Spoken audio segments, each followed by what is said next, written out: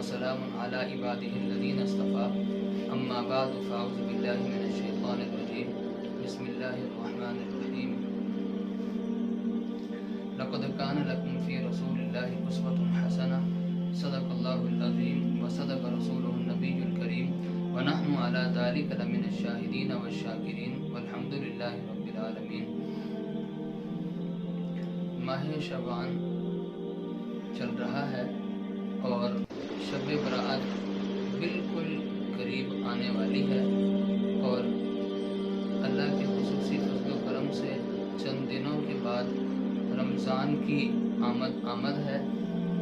نبی پاک صلی اللہ علیہ وسلم کا معمول تھا کہ رمضان شروع ہونے سے پہلے ہی شعبان کے مہینے میں رمضان کی تیاری شروع فرما دیتے۔ نبی پاک صلی اللہ علیہ وسلم بلکہ دعا مانگا کرتے تھے، اے اللہ ہمارے شعبان میں اور ایک روایت میں ہمارے رجب اور شعبان میں برکت عطا فرما اور ہمیں رمضان کے مہینے تک پہنچا دے، یعنی ہماری زندگی میں رمضان کا مہینہ عطا فرما۔ تو نبی پاک صلی اللہ علیہ وسلم بھی، صحابہ کرام بھی اور تمام بزرگان دین کا معمول رہا کہ رمضان سے آنے سے پہلے ہی شعبان کے مہینے میں اس کی تیاری شروع کر دیتے، جس کو ہمارے ہاں استقبال رمضان کے نام سے یاد کیا جاتا ہے۔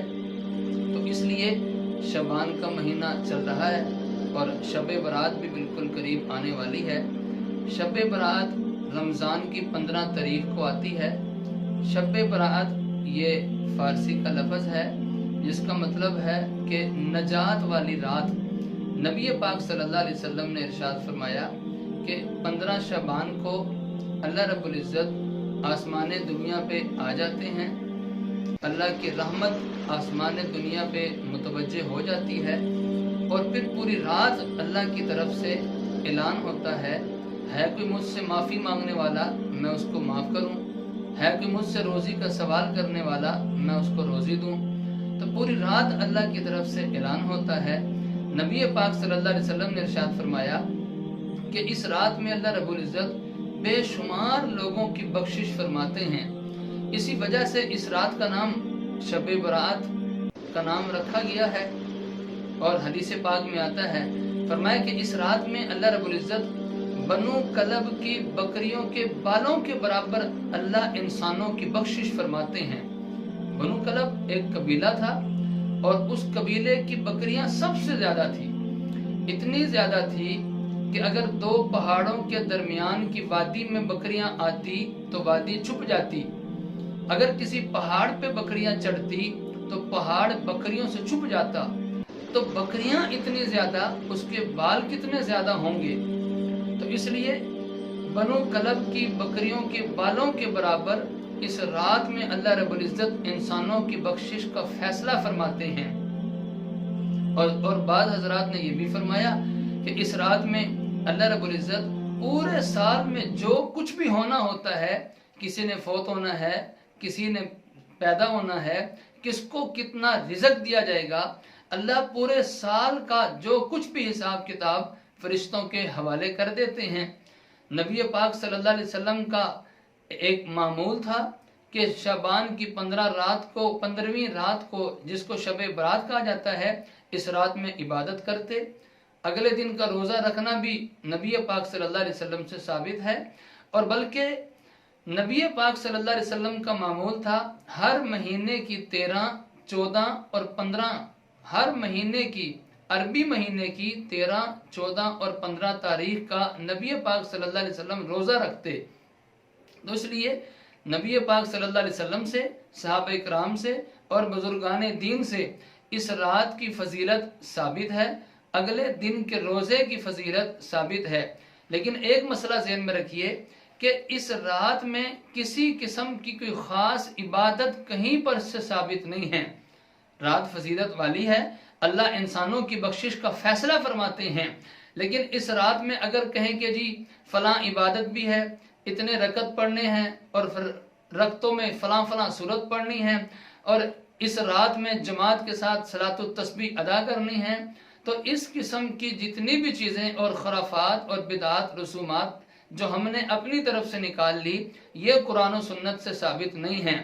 ایک مسئلہ اور ذہن میں رکھیں، اللہ رب العزت نے ہمیں درمیانی امت بنایا۔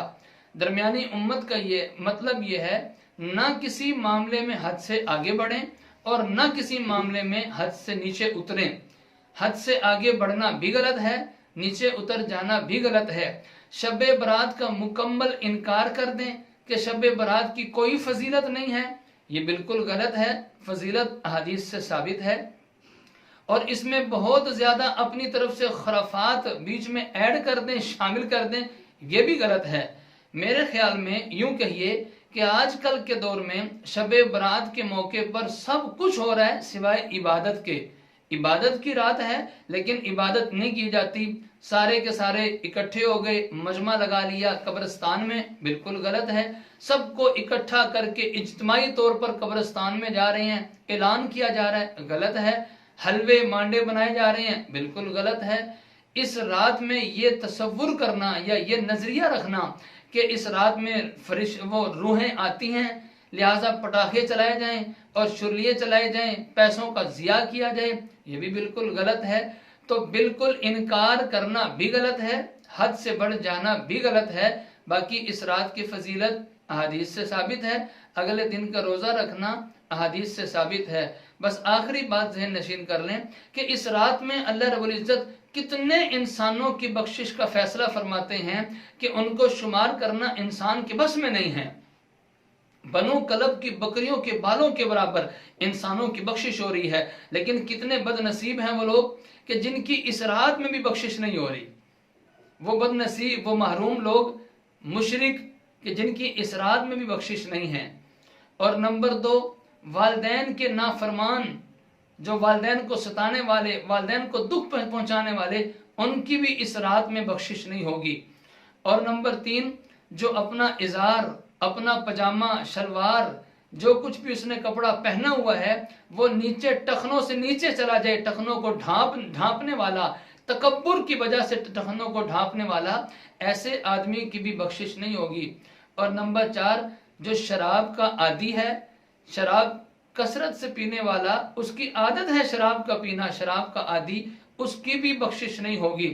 تو کتنے بد نصیب اور محروم ہیں وہ لوگ کہ جن آدمیوں کی اس رات میں بخشش نہیں ہوتی، جبکہ اللہ رب العزت کی طرف سے کھلا معافی کا اعلان ہے، لیکن پھر بھی اس میں کچھ بد نصیب ایسے ہیں جن کی بخشش نہیں ہوتی۔